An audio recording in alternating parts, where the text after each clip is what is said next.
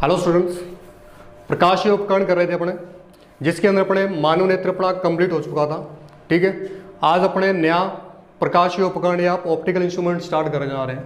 वो है सूक्ष्मदर्शी, सूक्ष्मदर्शी या माइक्रोस्कोप।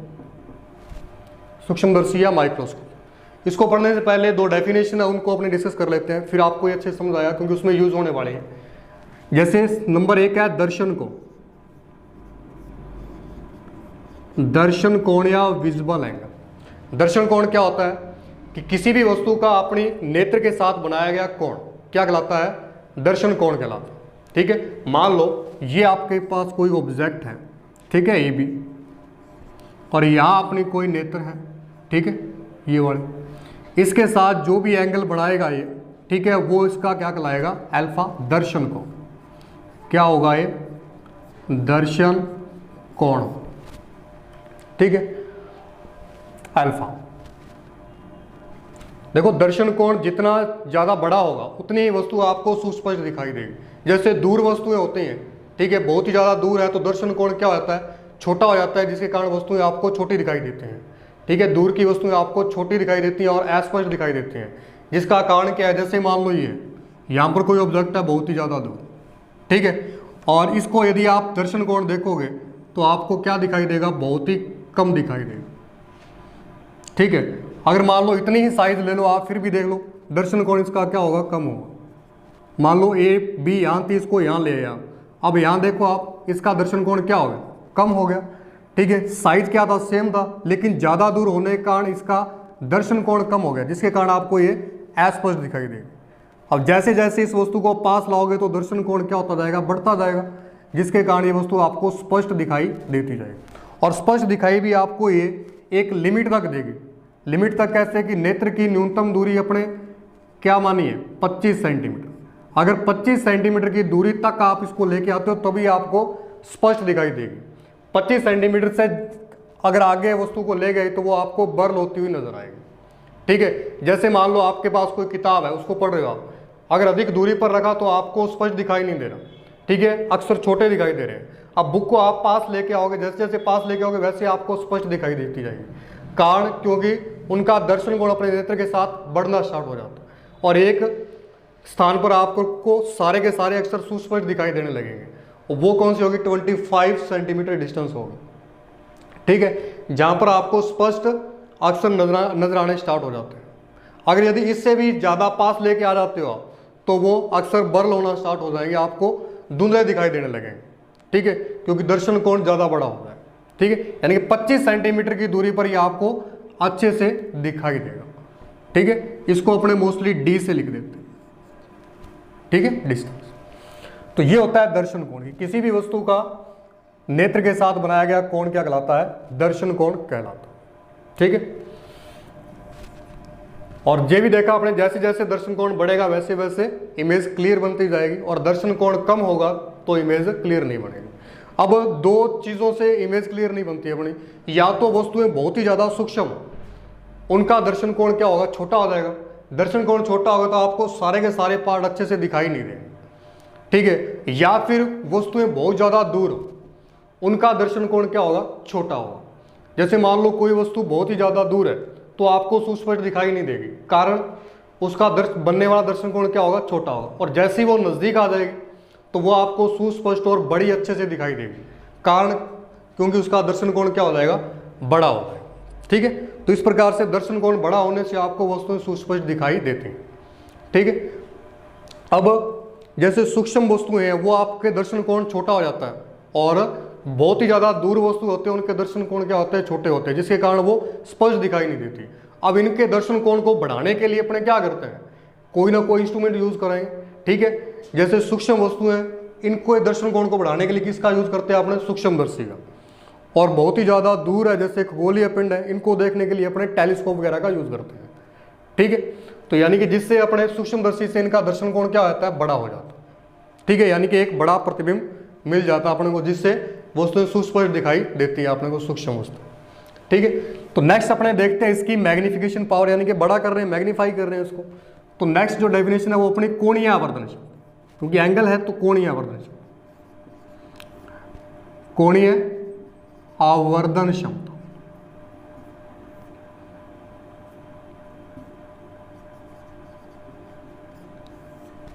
कोणीय आवर्धन क्षमता, ठीक है। कोणीय आवर्धन क्षमता क्या होती है?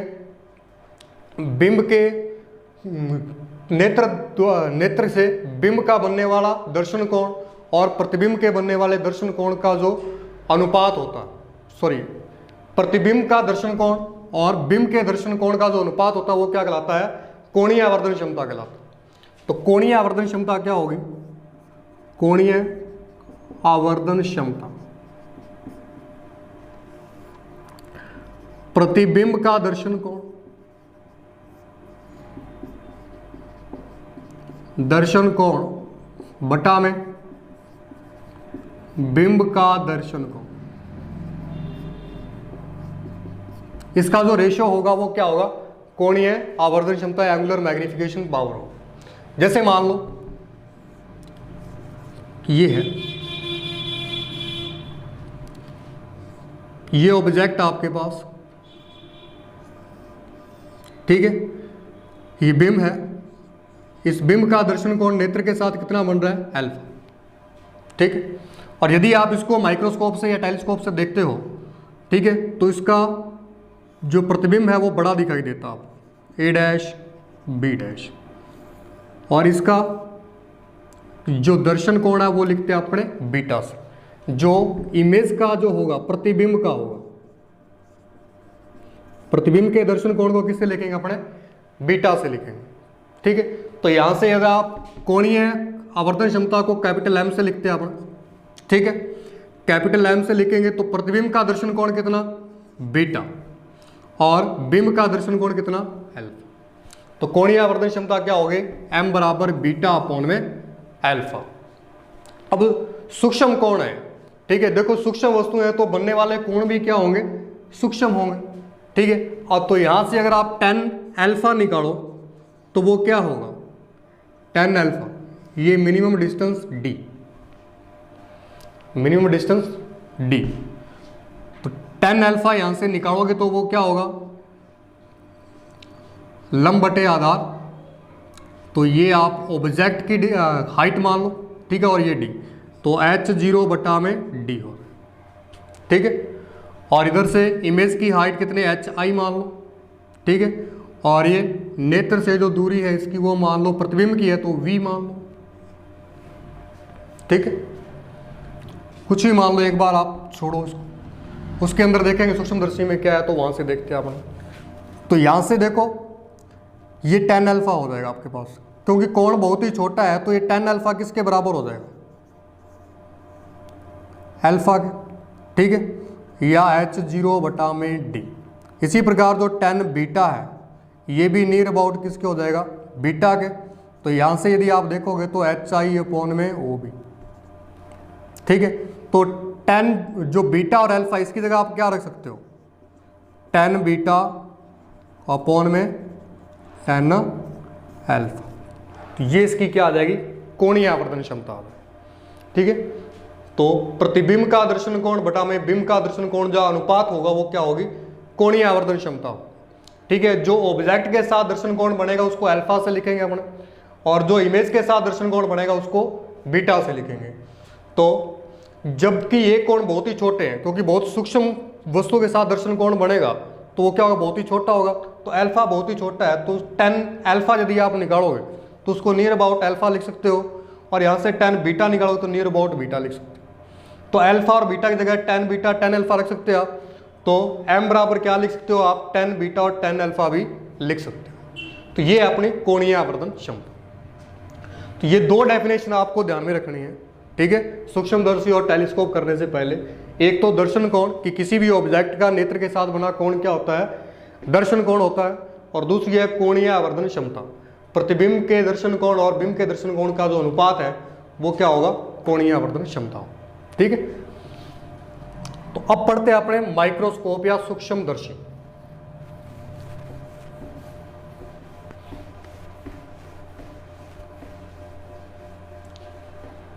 सूक्ष्मदर्शी क्या होती है?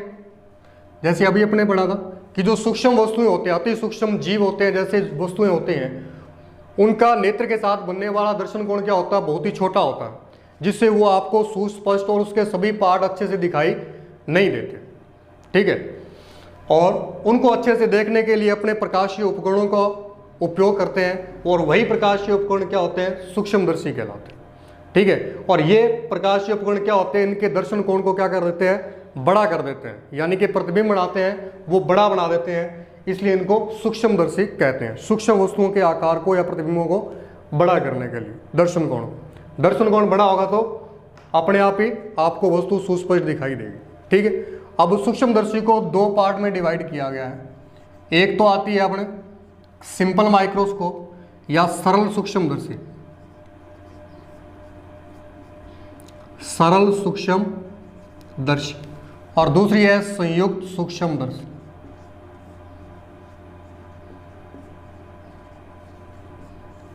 ठीक है, सिंपल माइक्रोस्कोप और कंपाउंड माइक्रोस्कोप। तो आज अपने पढ़ने जा रहे हैं सरल सूक्ष्मदर्शी। सरल सूक्ष्मदर्शी क्या होती है, सिंपल माइक्रोस्कोप।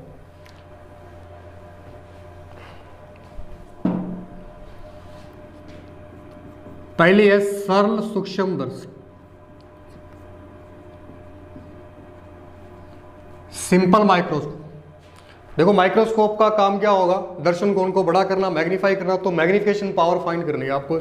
तो सरल सूक्ष्मदर्शी होती क्या है, ये एक प्रकार का एक उत्तल लेंस होता है। क्या होता है, उत्तल लेंस होता है। और यदि आप किसी ऑब्जेक्ट को इसके ऑप्टिकल सेंटर और फोकस दूरी के बीच में रख देते हो तो इसका ये आपको एक बड़ा आभासी प्रतिबिंब प्राप्त होता है। ठीक है, जिससे दर्शन कोण बड़ा हो जाता है और वस्तु आपको सुस्पष्ट दिखाई देती है। देखो कैसे, इसको अपने पीछे भी कर चुके हैं। जैसे मान लो, पहली बात तो इसमें उत्तल लेंस होता है, ये आपको ध्यान रखना। ठीक है, क्या होता है, उत्तल लेंस होता है। ये इसकी प्रिंसिपल एक्सेस, ये इसका ऑप्टिकल सेंटर। ठीक है, ये मान लो फोकस बिंदु है प्रथम, और नेक्स्ट आगे एक फोकस बिंदु आप एफ डैश ले लो कोई भी। ठीक है, ये ऑप्टिकल सेंटर इसका हो। ठीक है, ये एक प्रकार का क्या होता है, उत्तल आवर्धक लेंस होता है। ठीक है, ये इसकी फोकस दूरी। यदि आप किसी ऑब्जेक्ट को ऑप्टिकल सेंटर और फोकस बिंदु के बीच में रखते हो, यहां रख दिया जैसे ए बी। ठीक है, ए बी, तो इससे बनने वाली इमेज कैसी होगी, पीछे बना के भी है अपने। उत्तल लेंस से बनने वाले प्रतिबिंब किस प्रकार से बनते हैं, पहले अनंत पर रखा था, फिर 2f से परे रखा था, इस प्रकार से बनाए थे अपने। तो और यहाँ भी बनाया था अपने। वो कैसे बना था, पहली प्रकाश किरण मुख्य अक्ष के समांतर जाती है, जो कहाँ से गुजरती है, फोकस बिंदु से गुजरती है। ठीक है, और जो दूसरी प्रकाश किरण है कहाँ से, ऑप्टिकल सेंटर से जाएगी और वो सीधी ही निकल जाएगी। ठीक है, ये प्रकाश किरण आगे कहीं मिल नहीं रही, तो इसको आप पीछे बढ़ाते थे। पीछे यदि आप बढ़ाओगे तो आपको कहीं ना कहीं ये मिलती हुई प्रतीत होंगी, और जहाँ मिलेंगी वहाँ इसका बड़ा आपको आभासी प्रतिबिंब मिल जाएगा सीधा। ठीक है, तो इस प्रकार से छोटे से बिंब का एक बड़ा सा प्रतिबिंब मिल जाएगा। ठीक है, और यहाँ अपनी क्या होती है, आई होती है, जिसकी सहायता से अपने देखते हैं। ये लेंस होता है। देखो ये वही लेंस है जैसे आपके ज्योमेट्री बॉक्स में एक लेंस आता है, अगर आपको याद हो। ठीक है, जिससे अपने वस्तुओं को देखते हैं। तो वही ये क्या है, सरल सूक्ष्मदर्शी। उस पर यदि अपने उसको नज़दीक या दूर लेके जाते हैं तो अक्सर क्या होते रहते हैं, छोटे और बड़े होते जाते हैं। ठीक है, तो वही अपने क्या है, सिंपल माइक्रोस्कोप है। ठीक है, तो यदि आप वो उसकी डिस्टेंस ऑप्टिकल सेंटर और फोकस बिंदु के मध्य में आती है तो वह आपको आभासी और अच्छे से प्रतिबिंब दिखाई देता है बड़ा। ठीक है, तो ये होती है सरल सूक्ष्मदर्शी। कि एक यदि उत्तल लेंस, ये एक प्रकार का क्या होता है, उत्तल लेंस होता है। यदि इसके फोकस बिंदु और प्रकाशीय केंद्र के मध्य में कोई ऑब्जेक्ट रखा जाए तो आप हमें एक आभासी और सीधा बड़ा प्रतिबिंब प्राप्त होता है। ठीक, अब इसकी अपने मैग्निफिकेशन पावर निकालते हैं क्या होगी। ठीक है, देखो यहां से ऑप्टिकल सेंटर से इसकी डिस्टेंस जो होगी वो u होगी। ठीक है, इमेज की, बिंब की, और इसकी प्रतिबिंब जो बना उसकी क्या होगी, v होगी। ठीक है, देखो पहले तो अपने क्या कर रहे थे, सूक्ष्मदर्शी को बिना माइक्रोस्कोप के देख रहे हैं। जब अपने बिना माइक्रोस्कोप के देखते हैं तब क्या होता है, जब अपने बिना माइक्रोस्कोप के देखते हैं इसको ए बी,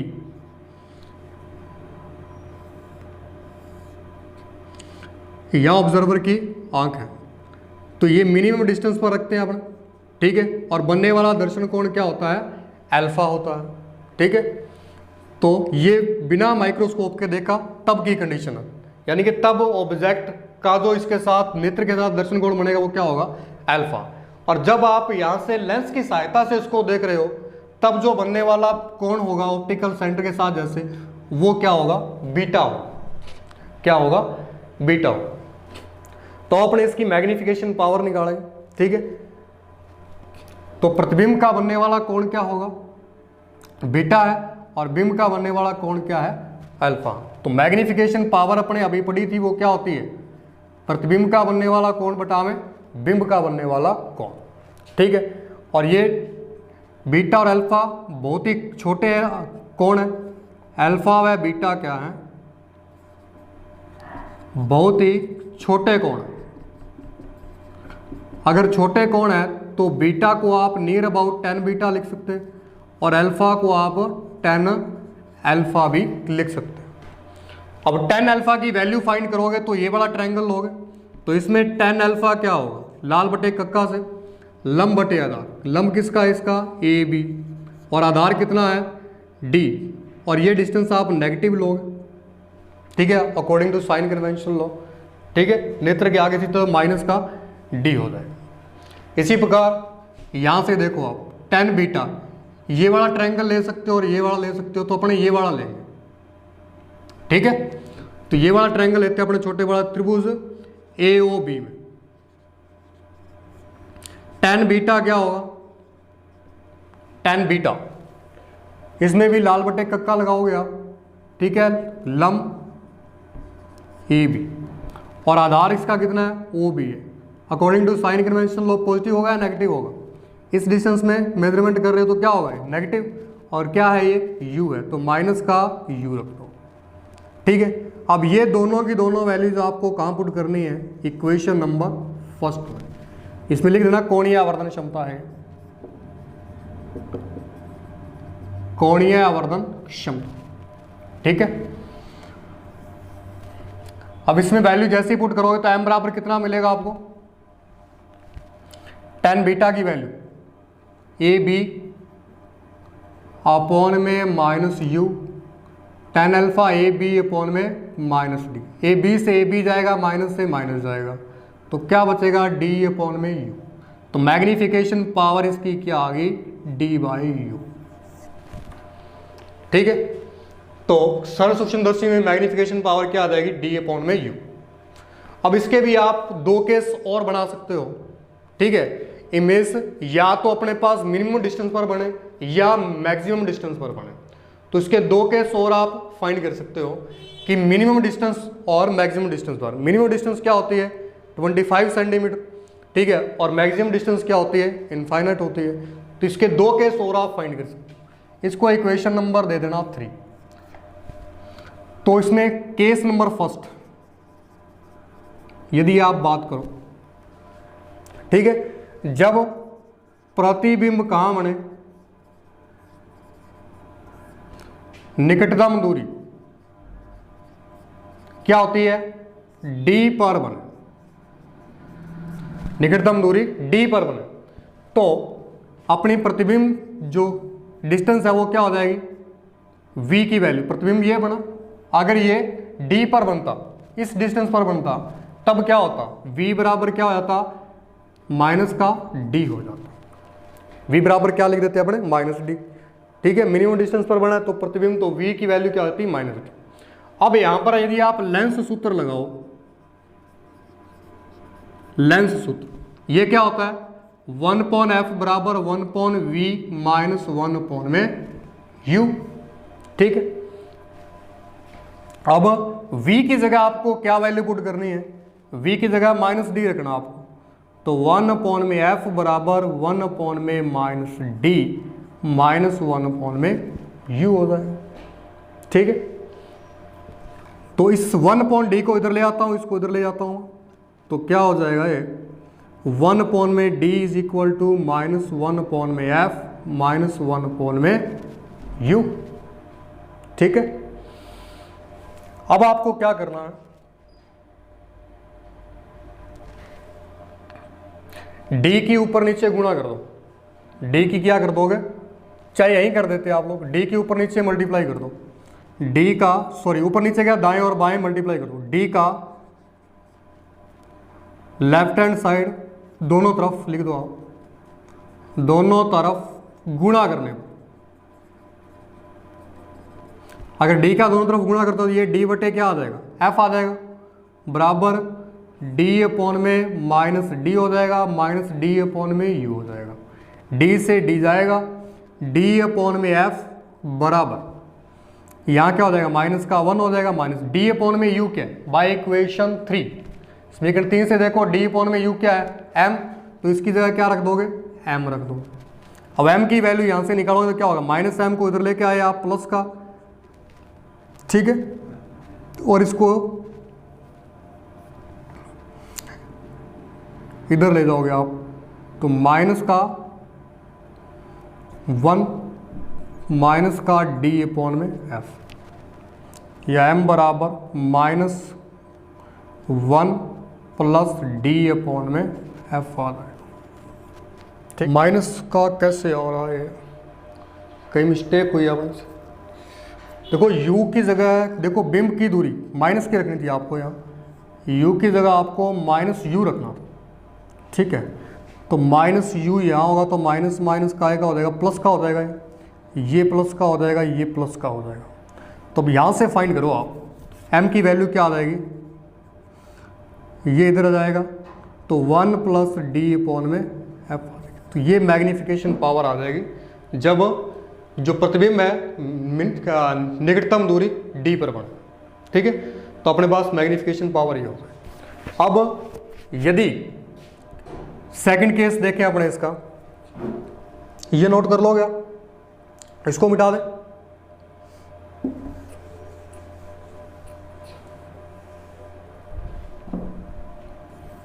सेकंड केस देखो आप इसका, यदि प्रतिबिंब अधिकतम दूरी पर बने, जब प्रतिबिंब